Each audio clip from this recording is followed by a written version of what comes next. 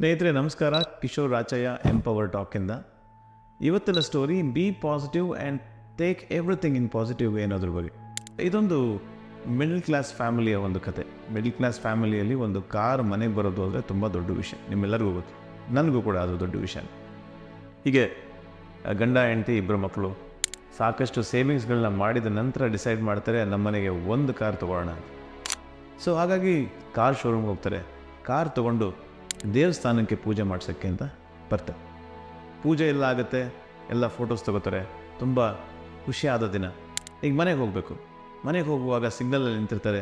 Signal ಪಕ್ಕದಲ್ಲಿರುವಂತಹ ಒಂದು ಮರ car ಮೇಲೆ ಬಿದ್ದು ಕಾರು ಫುಲ್ಲು ಸ್ಮ್ಯಾಶ್ ಆಗಿಬಿಡುತ್ತೆ. ಕಾರು ಸ್ಮ್ಯಾಶ್ ಆಗಿದಾಗ ಎಲ್ಲ ಜನ ಬಂದು ನೋಡ್ತಾರೆ. ಯಾರಿಗೂ ಏನೂ ಏಟಾಗಿಲ್ಲ.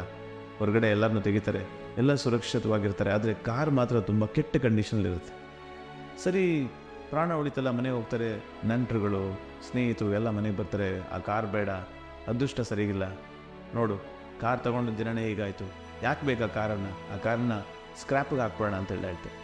ಆ ಕುಟುಂಬದವರು ಡಿಸ್ಕಸ್ ಮಾಡಿ ಹೇಳ್ತಾರೆ, ಇವತ್ತು ಆ ಕಾರ್ ಇಲ್ಲ ಅಂದಿದ್ದರೆ ನಾವು ಯಾರೂ ಉಳಿತಾ ಇರಲಿಲ್ಲ ಅಲ್ವಾ, ಹಾಗಾಗಿ ಕಾರಿಂದನೇ ನಾವು ಉಳಿದಿರೋದು, ಹಾಗಾಗಿ ಆ ಕಾರನ್ನ ಯಾವುದೇ ಕಾರಣಕ್ಕೂ ಮಾರಲ್ಲ ಅಂತ ನಿರ್ಧಾರ ಮಾಡ್ತಾರೆ. ಸ್ನೇಹಿತರೆ, ತುಂಬ ಸಣ್ಣ ಘಟನೆ, ಆದರೆ ಕಲಿಯೋಕ್ಕೆ ಎಷ್ಟಿದೆ ನೋಡಿ. ಏನೇ ಆದರೂ ಒಳ್ಳೆಯದಕ್ಕೆ ಆಗುತ್ತೆ ಅನ್ನೋದನ್ನು ನಾವು ನಂಬುವಂಥದ್ದು. ಕಷ್ಟಗಳು ಸಾಕಷ್ಟು ರೀತಿ ಸಾಕಷ್ಟು ಬಾರಿ ಬರ್ಬೋದು.